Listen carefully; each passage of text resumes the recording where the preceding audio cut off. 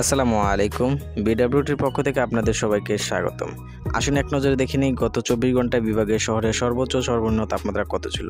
প্রথমে ঢাকা বিভাগ। ঢাকা বিভাগের সর্বোচ্চ তাপমাত্রা ছিল 34.9 ডিগ্রি সেলসিয়াস এবং সর্বনিম্ন তাপমাত্রা ছিল 25.4 ডিগ্রি সেলসিয়াস।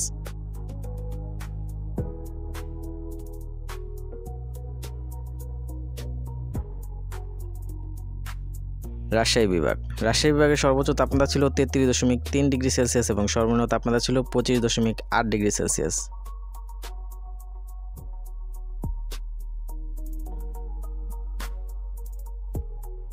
রংপুর বিভাগ। রংপুর বিভাগের সর্বোচ্চ তাপমাত্রা ছিল 31.5 ডিগ্রি সেলসিয়াস এবং সর্বনিম্ন তাপমাত্রা ছিল 25.2 ডিগ্রি সেলসিয়াস।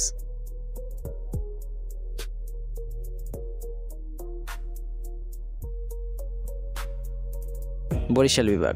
বরিশাল বিভাগের সর্বোচ্চ তাপমাত্রা ছিল 35 ডিগ্রি সেলসিয়াস এবং সর্বনিম্ন তাপমাত্রা ছিল 26.6 ডিগ্রি সেলসিয়াস।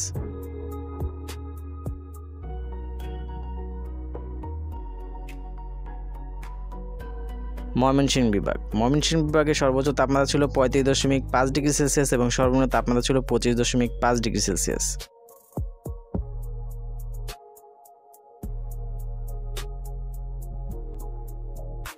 সিলেট বিভাগ। সিলেট বিভাগের সর্বোচ্চ তাপমাত্রা ছিল 36.5 ডিগ্রি সেলসিয়াস এবং সর্বনিম্ন তাপমাত্রা ছিল 25.7 ডিগ্রি সেলসিয়াস।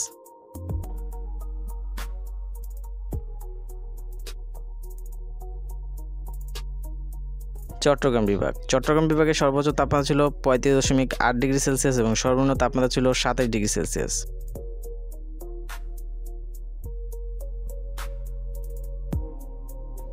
সবশেষে খুলনা বিভাগ। খুলনা বিভাগের সর্বোচ্চ তাপমাত্রা ছিল 36.5 ডিগ্রি সেলসিয়াস এবং সর্বনিম্ন তাপমাত্রা ছিল 28 ডিগ্রি সেলসিয়াস।